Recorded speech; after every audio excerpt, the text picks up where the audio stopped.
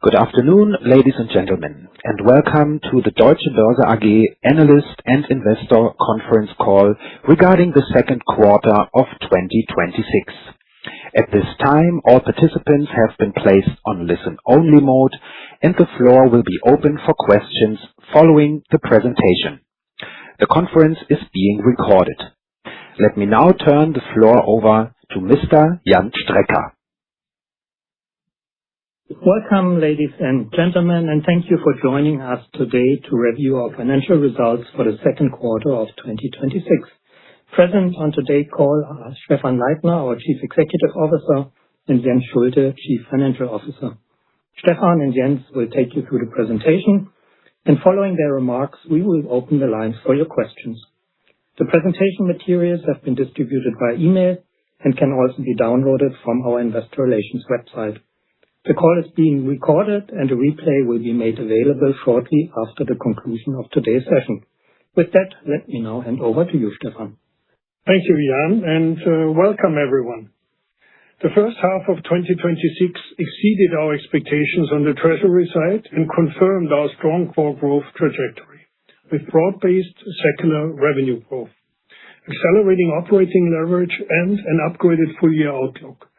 Let me take you through 5 key points and key themes that we really want to emphasize. The first key theme is our performance. You will recall that Q1 benefited from a significant increase in volatility, particularly in March. As we said at the time, we expected activity levels to normalize after that spike. This is exactly what we saw in Q2 and was fully consistent with our expectations. What is important is that even in this more normalized environment and against the strong prior year quarter, we delivered 9% net revenue growth without the treasury result and 13% EBITDA growth on the same basis. 6 of our 8 business areas delivered net revenue growth in the quarter, demonstrating the breadth and balance of our portfolio. This speaks to the quality of our growth. The long-term trends we have been investing into for years continue to support our performance. For the first half as a whole, net revenue grew by 11% and EBITDA by 16% without treasury results. This is a strong performance and shows the resilience and scalability of our model. On the treasury result, in Q1 we said that we were beginning to see an inflection point. Q2 confirms that trend. The treasury results declined by only 1% at the group level. This is the inflection we have been signaling. As a result, the drag on total net revenue growth has almost faded, with overall growth reaching 7% in Q2. A strong performance. Let me come to the second point, the secular growth across our portfolio. In the first half, security services, financial derivatives, and fund services have been the strongest contributors, with each of the 3 delivering mid-teens net revenue growth driven mainly by structural factors. Let me touch on each of the 3. In security services, we continue to achieve broad-based growth across all key metrics, with assets under custody reaching record levels due to strong fixed income issuance and elevated settlement activity driven by retail participation. Collateral management outstandings crossed the 1 trillion euro mark for the first time, a milestone that underscores the essential role of our infrastructure. Clearstream's role as a core part of European financial market infrastructure remains highly relevant in this environment. Let me come to the second big contributor. In the financial derivatives, Eurex delivered strong performance in fixed income, with net revenues up 27%. As part of that, OTC clearing net revenue grew 49%, driven not only by the active account requirements translating into real activity, but also by improved revenue quality. The key drivers remain intact: the build-out of the Euro yield curve ecosystem, regulatory requirements, and efficiencies for our clients. Eurex is fully on track to deliver on its 2026 fixed income commitments. That's a far from self-fulfilling prophecy. I think it's really enormous hard work by the teams. The third area of a very significant double-digit contribution is the fund services. We continue to benefit from outsourcing and fund distribution and the gradual shift towards more capital markets-based retirement savings in Europe. Assets under custody reached new record levels again. Importantly, the strength across our portfolio more than compensated for slower activity in commodities, where volumes normalized after the exceptional Q1 and the well-known headwinds in the ESG business. This is exactly the benefit of our diversified business model. When individual areas face temporary headwinds, the breadth of our portfolio ensures continued delivery of our plans. On ISS stocks, with the minority buyout now complete, we are setting the course for the next chapter. Last week, we announced the appointment of Ginny Gomez as the new CEO effective August 3rd. She brings deep expertise in technology, data, and AI, and is the right leader to drive the next phase of growth, and we are very grateful to Gary Retelny. Let me touch on the third theme, the operating leverage and capital returns. The first half again demonstrates the operating leverage of our model. This is supported not only by disciplined cost management, but also by the progress we are making on AI and digitization, our global location concept, and the one group operating model benefits, while at the same time continuing to invest in the areas that support long-term growth. This balance between savings, efficiency, scaling, and on the other side, investing is important. We are not reducing investments in the future of the business, but we are ensuring that revenue growth translates into stronger EBITDA growth. The first half shows that the model is working as intended. 3% underlying cost growth, only 2% staff cost, and I think we will hear more on it from Jens in a minute. On capital returns, during the quarter, we completed our 500 million euro share buyback program. At the time of our Q1 call, less than half had been executed. Buybacks are now an established element of our capital return framework, complementing our progressive dividend policy. As a fourth theme I would really want to leave with you is the progress on the transformation aspects. The themes set out in our Leading the Transformation strategy continue to gain momentum. Starting with the broader European opportunity. I do not want to repeat the full strategic case we discussed last quarter. The key point for Q2 is that the policy momentum in Europe continues to move in a direction that is closely aligned with the strategic choices we have made over many years. This is closely connected to the themes behind our strategy. Deeper and more transparent capital markets, stronger market infrastructure, more retail participation, and more efficient financing of the real economy. We are structurally positioned to benefit from all of these developments. As a concrete step in Germany's broader agenda to modernize the financial system, strengthen capital markets, and mobilize private wealth, the government is actively reforming private pensions. The new tax-advantaged retirement savings depot, the Altersvorsorgedepot, and the early start pension for young people, the Frühstartrente, are important steps towards broader capital markets-based savings. In addition, at the end of June, a fast-tracked legislative process was initiated to introduce a capital-based component to the state pension scheme, similar to what has happened many years ago in Sweden.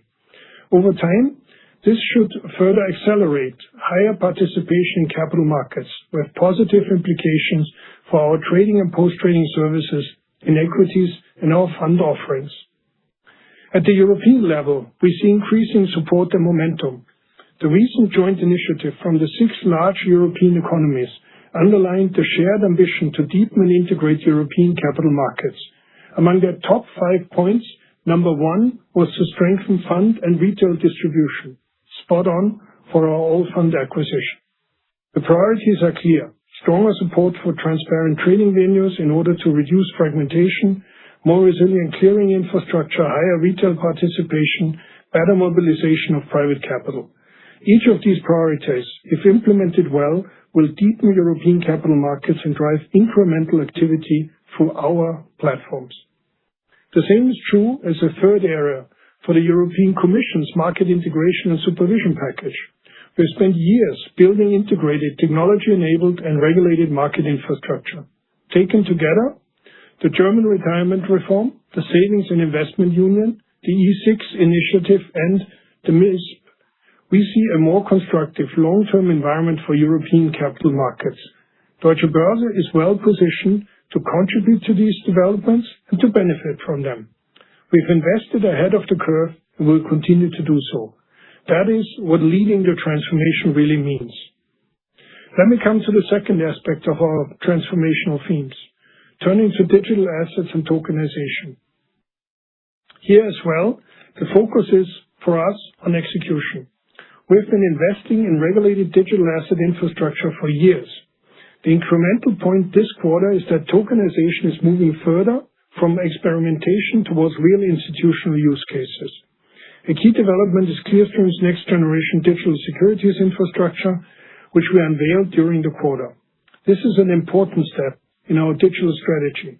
It is designed to support the issuance, settlement, custody, and servicing of digital securities in a regulated and scalable environment, and to connect digital instruments with existing institutional market infrastructure. We are ahead of the curve. We're ahead of what we see in other markets. This is exactly where we believe Deutsche Börse can add value, not by creating parallel, unregulated markets, but by bringing digital securities into trusted, resilient, and regulated infrastructure. A concrete example from the last quarter is the recent tokenization commercial paper issuance by the European Investment Bank through our digital infrastructure. It is not a proof of concept. It has passed through all life cycle steps, from issuance to settlement to custody. It is a real transaction with a leading supranational issuer. It validates the strategic investments we've been making for years. It shows that leading institutional issuers are looking for trusted, regulated, and operationally robust infrastructure when they enter tokenized markets. Clearstream is well positioned in this space. Combined with our broader digital assets initiatives and our strategic investment in Kraken, we're building a secure and compliant gateway for institutional clients. The regulatory environment in Europe, including MiCA, plays to our strengths. Clients want innovation, but they want it within a trusted and regulated framework. That is exactly where Deutsche Börse can add value. So let me come to the fifth theme, our outlook. As always, we take a measured view. The post-Q1 normalization played out as anticipated. And the breadth of our first half performance reinforces our confidence. We are in a strong position to raise our targets. The treasury result is now expected to exceed 0.7 billion euro, lifting total net revenue to above 6.4 billion euro. Jens will take you through the details. So let me conclude. H1 was a strong first half. We delivered broad-based growth, demonstrated operating leverage, completed our buyback program, and continued to execute on our strategic priorities. Therefore, the main message that I really want to re-emphasize with you is straightforward. The business is performing well as a portfolio and proves its structural ability to grow. The strategy is progressing, and the long-term environment for European capital markets remains constructive. At the same time, we continue to build the infrastructure needed for the next phase of market development, from integrated European capital markets to regulated digital securities. We are confident in our trajectory, fully on track to deliver on our 2026 goals and building the foundation for sustained growth through 2028 and beyond. With that, let me hand it over to Jens. Thank you, Stefan, and welcome everyone. It's a pleasure to talk you through our financial results for the second quarter and first half of 2026. Let me start with the first half overview on page 2. The 11% net revenue growth without the treasury result is precisely the kind of broad-based, resilient performance that our business model is designed to deliver. This was fueled by continued underlying secular trends across all 4 segments, and it builds on the strong momentum we established in Q1. Notably, this top-line growth translated into bottom-line performance. EBITDA without the treasury result grew 5 percentage points ahead of revenue growth. This is the operating leverage story we have been articulating, and the first half demonstrates it clearly. The overall EBITDA margin expanded to 61%. Operating costs for the first half increased by 4%. This includes around 20 million euros of exceptional costs related to the acquisition of Allfunds.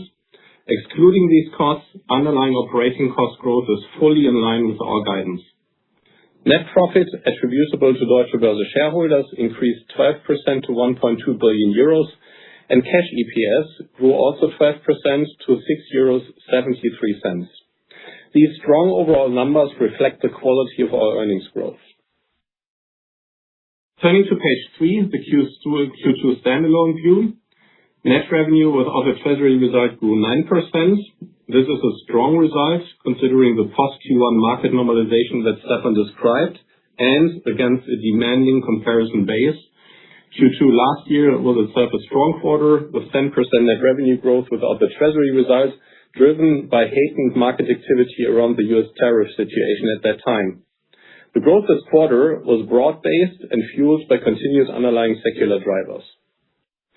Operating costs increased by 4% to €644 million, but this included €7 million of exceptional costs related to the Allfunds acquisition.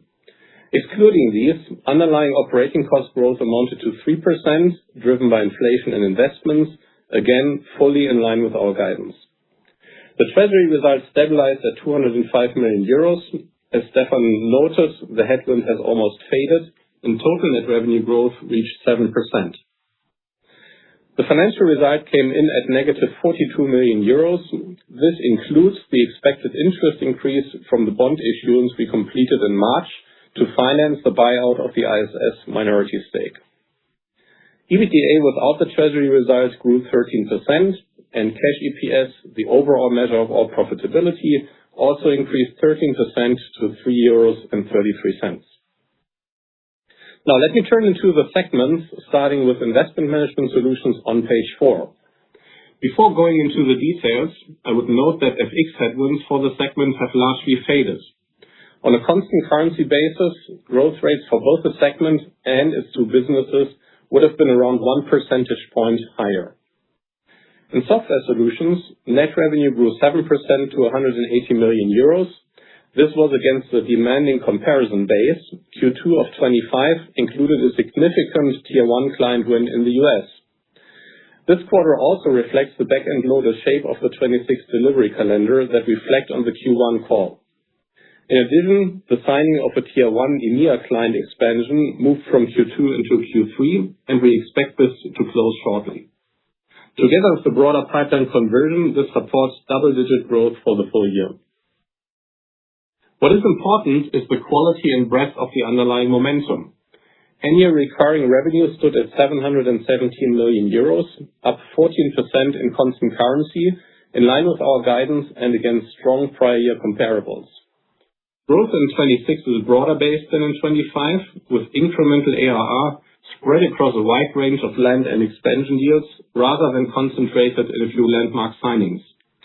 The Americas delivered 25% ARR growth, confirming the structural momentum in the North American institutional market, and APAC accelerated to 20% ARR growth, anchored by significant expansion with an Asian sovereign wealth fund and new logos in Southeast Asia. SaaS net revenue grew 4% in Q2 against a strong prior year comparison that included substantial license fees from the large US deal. The underlying recurring subscription engine remains fully intact, with SaaS representing 45% of the H1 revenue mix. On-premise net revenue grew 21%, boosted by a stronger than usual renewal cycle. On AI, roughly 15% of strategic R&D capacity is now dedicated to AI initiatives, following through on the roadmap we presented at the SimCorp Global Summit. This is already in production and delivering results, positioning AI both as a client value driver and as a scalability lever on the cost side. In ESG, headwinds from subdued demand increased moderately in Q2, particularly in market intelligence and corporate solutions, where prolonged sales cycles continued to weigh on net revenue. The political and legal environment around ESG-related services in some US states also remains difficult, leading to a modest increase in legal costs in the quarter. We expect this to continue in the second half and are managing these costs within our overall cost guidance. On the positive side, our ESG ratings and data business remains stable, underscoring the deep anchoring and continued relevance of our products, and Index grew 7%, supported by record levels of assets under management in ETFs. This continues the trajectory we saw in Q1, Overall, the solid performance in software solutions and index more than offset the ESG headwinds. Segment EBITDA of 98 million euros reflected a higher prior year comparison base from financial investments and seasonal cost phasing. Adjusting for these effects, the underlying EBITDA trajectory remained positive. Turning to page 5, trading and clearing. Net revenue without the treasury result grew 7%, and EBITDA without the treasury result increased 11%. These results demonstrate strong operating leverage, particularly given the normalization of market activity following the exceptional Q1. Financial derivatives was the standout performer again, with net revenue up 15%. The details tell a compelling story of broad-based strength. Fixed income derivatives net revenue grew 27%, with all three pillars contributing strongly.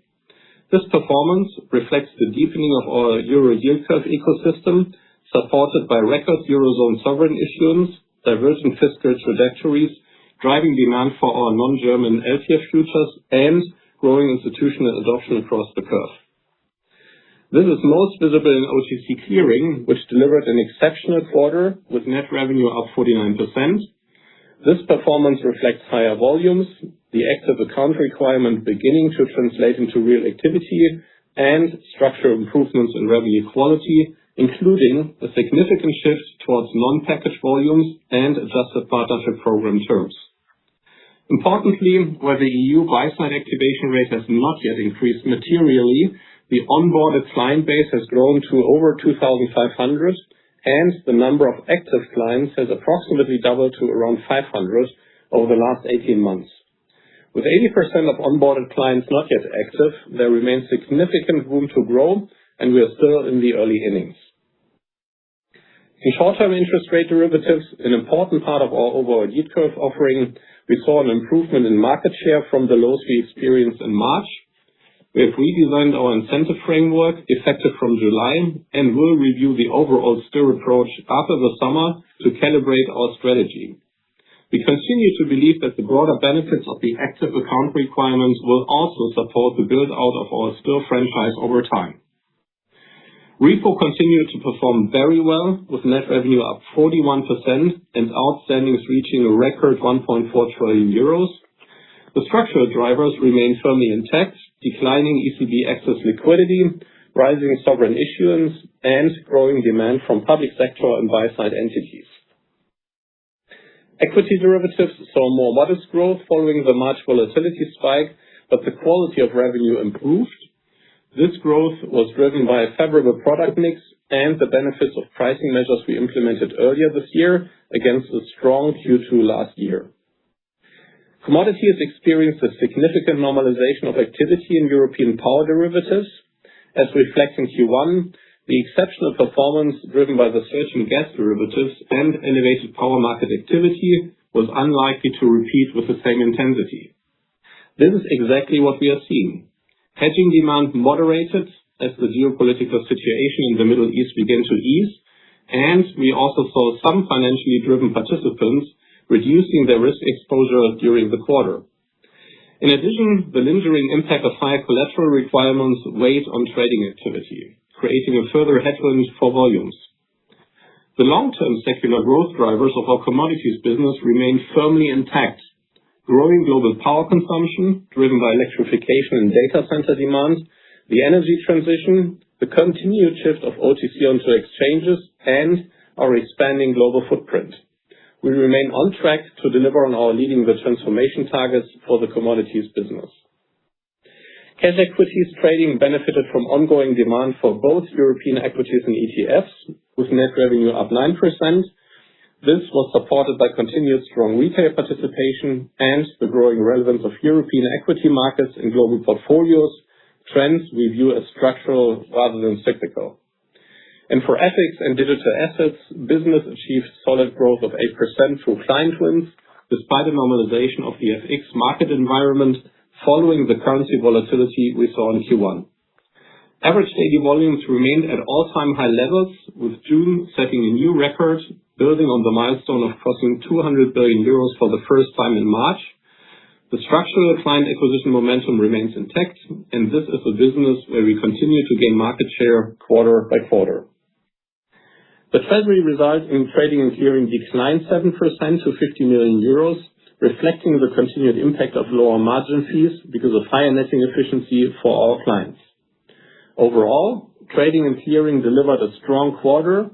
EBITDA growth significantly outpaced revenue growth, a powerful demonstration of the operating leverage embedded in this business. The details tell a compelling story: structural growth in financial derivatives, resilient performance in cash equities and FX, fully compensating the anticipated normalization in commodities, which does not change the long-term trajectory. Now, moving on to fund services on page number 6.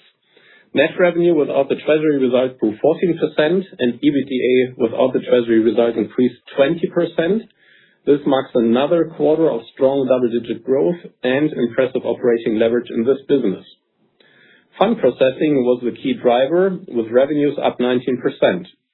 This growth was fueled by record levels of assets under custody, which reached 5 trillion euros, up 25% year-over-year, as well as higher settlement activity, which surged 23%.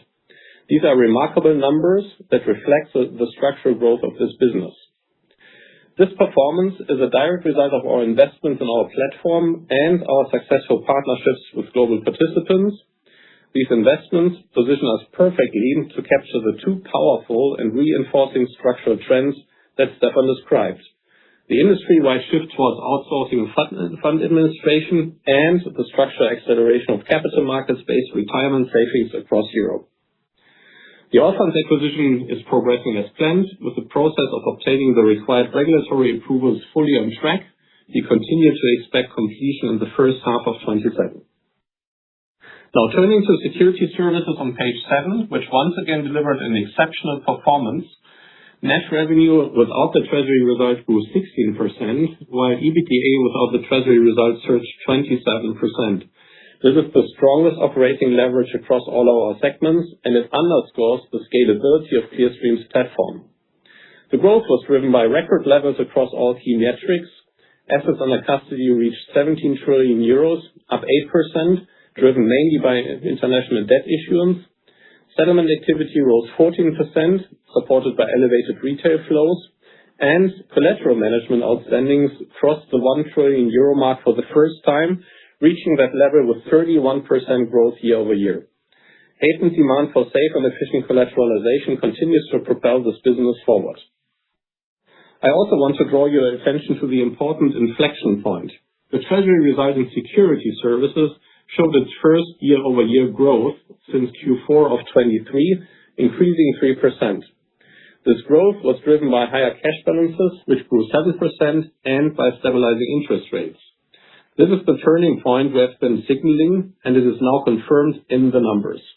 As a result, total net revenue in security services grew 12%, reaching a new all-time high of 441 million euros.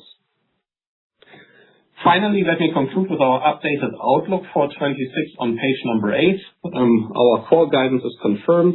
We continue to expect 5.7 billion euros of net revenue and 3.1 billion euros of EBITDA, both without the treasury result. With roughly half of both targets delivered in the first half, we are tracking at the midpoint of our annual targets. The upgrade is on the treasury side. The treasury result for 26 is now expected to exceed 0.7 billion euros. And this is driven by the changed global interest rate outlook and higher cash balances.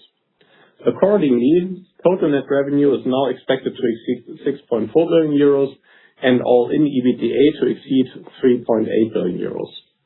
Regarding operating costs, we continue to expect an increase of approximately 3% in 26, excluding the exceptional costs related to the acquisition of Allfunds. To sum up, a strong first half with broad-based secular growth and expanding margins, combined with an improved treasury result outlook, gives us the confidence to upgrade our full-year guidance. We are firmly on track. That concludes our presentation. We look forward to your questions. Thank you very much. Ladies and gentlemen, if you would like to ask a question, please press star 9 and pound key on your telephone keypad. We kindly ask all participants to limit their questions to one question per person. And the first question comes from Benjamin Goy from Deutsche Bank. The stage is yours. Maybe just wanted to follow up questions on security services given the continued strong performance there. Can you elaborate on the custody margin, which seems to be tracking higher now the second quarter in a row, how sustainable this is? And then also on collateral management, you mentioned the 1 trillion was crossed. It was always a business that theoretically had significant opportunities. It still has 1 trillion with a 17, but what is driving the latest acceleration in growth? And that would be appreciated. Thank you. Benjamin, I think first of all, the question around the margin on the custody side is absolutely sustainable, or I think we do not see any special effects there from the cost or whatever. This is, we're continuing to invest in the business in a solid way, but there's no special effects. So therefore, I think it is a very positive development and represents the scaling benefit. Now on the collateral management, I mean, that is a 30% increase in the quarter. The 1 trillion that you alluded to half year is a 20% growth on the revenues. I think what we just see is a heightened sort of sensitivity and awareness of the clients to the collateral optimization. That's what we really benefit on in a wider sense. And we have also added in that context on our product side, or we have improved our collateral basket creation tools, and that gives us additional volumes. Thank you. And I should have specified revenue margin in custody, which seems to be higher as well, so revenue capture better than your asset under custody growth would suggest. Yeah. I think, Benjamin, that's always the result of the combination of having collateral management revenues and custody in one line item and then comparing it to the custody assets. So if collateral management grows over proportionally 31% in terms of the volumes, then the average revenue margin, of course, will come up. Within the custody business on a standalone basis, we see stable to maybe slightly improving revenue margins. Thank you. Thank you very much. And the next question comes from Grace Dargan from Barclays. Hey, thank you very much for taking my questions. Maybe if I could just ask two quickly. So firstly, the on-premises in SimCorp was stronger than certainly I was expecting given your SaaS focus. So how should we be thinking about the progression of the on-premises revenues going forward? Has anything there particularly changed? And then secondly, just on the kind of account activations, what's the catalyst to really get that moving from here? Thank you. Grace, on the first question, as I alluded to, that quarter was an exceptional renewal cycle quarter for the on-premise business. The underlying strategic development is, of course, fully unchanged there. So there is a full focus on driving SaaS forward. In SaaS, as I said, we had a strong prior year comparison with a large US client coming in. So that basically made this growth rate look a little bit lower this quarter. And then the other one was a bit inflated by an exceptional cycle. But underlyingly, we continue to increase the share of SaaS, and on-premise revenues will, in their share, decrease over time.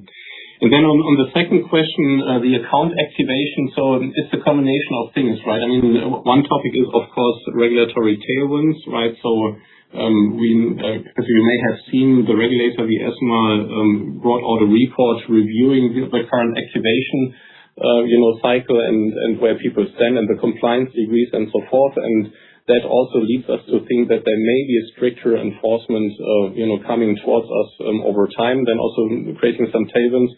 And the other thing is still simply that we believe we have a very competitive offering here, right? I mean, we believe that particularly through the clearing angle and cross-bond and over time cross-product margining, we believe that we should be able to win market share. That's great. Thank you so much. Thank you. And the next question comes from Michael Werner from UBS.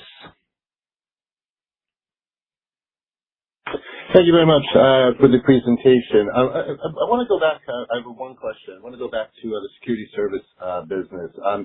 We did see, as alluded to in the earlier question, stronger revenue growth than custody revenue growth than asset under custody growth, even if you exclude the collateral management revenues. We saw better settlements revenues as well versus the actual transactions. I think it was plus 23 versus plus 14. I'm just trying to figure out what's driving, and again, this is two really strong quarters from this division. I'm just trying to figure out, is this, really being driven just by, greater issuance within fixed income, and that comes with, other fees and higher margin business? Is this, where you're actually succeeding in, increasing the value add, offerings to the clients there? I just want to get a little bit more color on what's been such a strong area. Thank you. In picking up on both of your sub-questions in a way, the settlement in particular is something where the outperformance of the revenue development versus the volume is really driven by the activation that we see and continue to see on the retail side. I think that is an important driver. It is also influenced by the mix of our client base, or as we have highlighted before, we do see many of the neo-brokers and those fresh and fast-growing players coming directly to us. So I think that's a very important element that helps in addition to the product mix itself.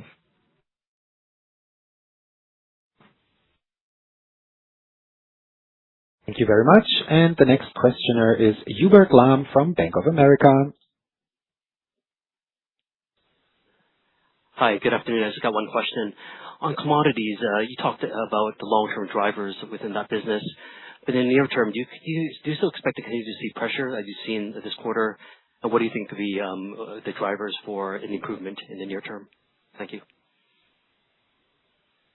First of all, as you correctly say, Hubert, and thank you for the question, it's very important to underline that the key drivers of the business are fully intact, and some of them are midterm, but some of them are also driving the business more short-term, right? I mean, things such as renewable energy, for example, and the volatility it brings to the network, that is something that is, something also impacting on the short-term note, the increasing share of new customers, financially driven or algo traders, our continued expansion in Japan and a bit in the Nordics, our crypto derivatives clearing offering through our nodal exchange in the US. All of these things actually also have an impact on the short term, let alone on the midterm. Yeah. So because of these things, we fully believe that the story is intact. Q2 we view as sort of an exceptional normalization after the first quarter, as we alluded to, because some participants have basically hedged their positions for the rest of the year. Some participants reduced their positions, also partly maybe because they created losses in the first quarter. So this is sort of an overreaction that we're seeing at the moment from our perspective, and we basically assume that that's going to normalize throughout the rest of the year. Great, thank you. Thank you. And the next question comes from Arnaud Giblat from BNP Paribas. Good afternoon. My question's on SimCorp. We're seeing a divergence between the revenues and ARR growth, and I think you've touched upon this during the presentation and during your Capital Markets Day, that we should expect this, and revenue growth will continue to slow into 27 before catching up with ARR. But I was just wondering if you could give a bit more color in terms of where we are in that, and maybe talk a bit more about mix of clients between on-premise and SaaS. So just how things are shaping up, and if you're still very confident that revenue growth and ARR growth will eventually catch up. Thanks. I mean, first of all, on your last question, the mix, as we alluded to, is almost half-half, right? So we're around the 45% mark in terms of SaaS revenue share, and then the remainder is on-premise and other components of our revenues. The underlying story is intact, and as you correctly alluded to, the revenue shift will be made as of the first of next year, and then ARR growth and accounting growth, particularly for the SaaS part, but also overall will move more closely together. I think it's important to always keep in mind that even, with that strategy over time unfolding, we will never have, 0% on-premise and 100% SaaS, right? There will always be clients that require on-premise offerings. Think about sovereign institutions, for example, who just because of regulation cannot move into the cloud. So there will always be somewhat of a delta, but we are still fully on track to continue to close that gap next year with the accounting change. I mean, one element that supports, if I may build on that, is the entire AI sort of product offering. It creates a strong incentive to go into the cloud, because clearly the availability of the AI tools and the accessibility across SimCorp One. And that's a big discussion we're having with many clients, especially after the Global Summit, which was a big success, as Jens alluded to. So I think this is an accelerator of the sort of SaaS story. Great, thanks. Thank you. And Ian White from Autonomous Research has the next question. Please go ahead. Thanks for the presentation and for taking my questions. Maybe we could talk in a bit more detail about the developments within ESG in the second quarter. Do you have clients cancelling corporate solution services? And if so, what are they switching to? And just on proxy advisory, are you seeing any contract cancellations or attempts to insource those services by the asset management clients, please? That's my main question.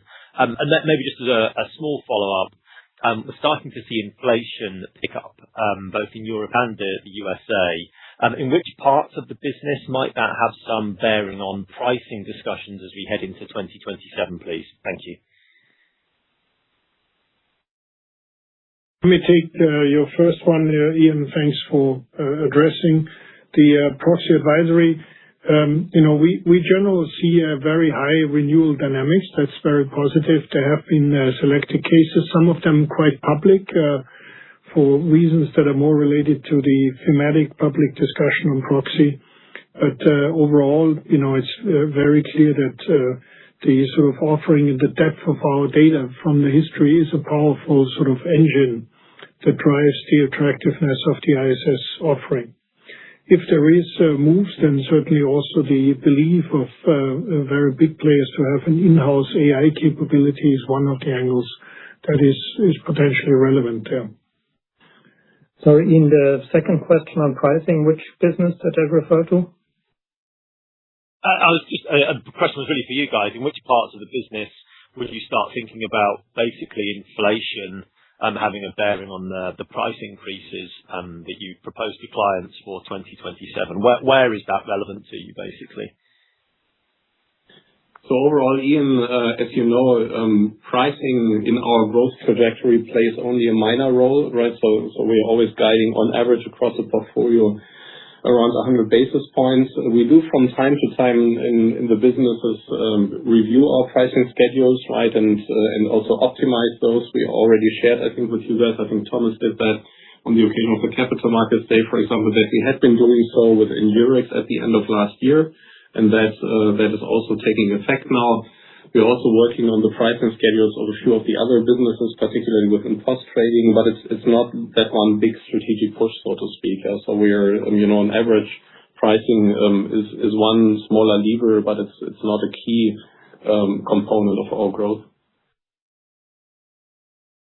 Got it. Thank you. Thank you. And the next question comes from Ben Bathurst from RBC Capital Markets. Taking my question, and thanks, Stefan, for your update on the European opportunity at the start of the call. I just wondered if you could share thoughts on what the next key milestones are to advance some of those opportunities, and in particular, where you think you might see further progress over the next 6 to 12 months. Thank you. Thanks for picking up on this, Ben, because indeed it is the tangibility that I think makes the last few months quite exciting and positive. Let me, on my 3 different angles that I talked about. The first one is really the domestic German sort of wider environment. I mean, there's the activation by end of the year of the Frühstart-Rente is the next leg, and then we will see into the first quarter of next year the start of the public pension scheme support of capital market or capital savings-based component. So I think that's very tangible. We'll see the legislation come into effect in the beginning of next year. I think with respect to the European sort of changes, there I do expect a process which will crystallize the outcome on both the Commission side as well as the E6 side in the course of September and October. And then you know that European legislative framework requires then a negotiation between Parliament and Commission and the governments, and that will take into Q1. But there's a lot of high pressure on that, so I think we will know the pattern of the outcome in the end of the year. It will be very clear, and I'm very excited that they have picked up on some topics that were no-go for many years, like enforcing more public trading venues. This is a big change that is going to come because a clear sort of perception that that has overshot in the past. Now, I think that the last and third element is a general progress on some of the digitization stories, and there, I think in particular in autumn, the activation of the ECB's digital currency on the wholesale side, or the first module of that is going live in October. I think that will support especially many of the issuance activities that we have started to do, which so far we can do the securities leg digitally, but we lack the cash leg. So I think in that sense, October for that, and then, as I said, German legislation will, with the beginning of the year, will be effective and not just conceptual. And then the European Commission plan and outcome will be also clear in January and will power us for the next few years then.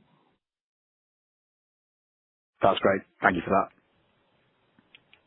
And the last question comes from Oliver Carruthers from Goldman Sachs. Hi there. Good afternoon, Oliver. Good afternoon. Oliver Carruthers from Goldman Sachs. I just have one question on the ARR in software solutions, please. I guess you've gone from 18% to 14% on a constant currency basis in 2 quarters. You know, my understanding of this metric is it's effectively a function of your gross sales less any cancellations plus any pricing benefit. And I'm not asking you to give us the disclosure or the building blocks here, but are you able to quantify the impact of the, I think, 2 big client wins that you had last year, I think CalPERS and AllianceBernstein? I know they were big wins and good momentum, but just 400 basis points is quite a big headwind. So I'm just trying to contextualize that in the context of the slowdown. Or perhaps another way, could you just confirm that there's been no change to either the cancellation rates or the pricing relative to the comparable period last year? Just trying to frame the context of 18 to 14%. Thank you. We can confirm to you there's no cancellation dynamics, so that's not at all an issue we encounter. There's also no reduced pricing power dynamics. That is not the case at all. I think it really comes down that on an ARR level, certainly, some of those big clients can make a 2 or 3% difference in a single case. And, we did speak a bit about one of the cases that slipped from Q2 to Q3, so can be assured that our teams were very bullish that they would get it done. As you also know, it's sometimes better from a pricing dynamics to not be pressurized to meet a quarter end or a year end, but to properly negotiate the price in the contract. So again, as I said, it's probably can be a 2 or 3% difference in ARR if we really talk about a big client. Understood. So the moving parts between changes in quarter to quarter, subscription growth is really driven by gross sales. Is the way to understand that? Yeah. Thank you. Absolutely. Thank you. Thanks for the question, Oliver. Great. There are no further questions in the line, so therefore we would like to conclude today's call. Thank you very much for your participation, and have a good day and a good summer. Thank you.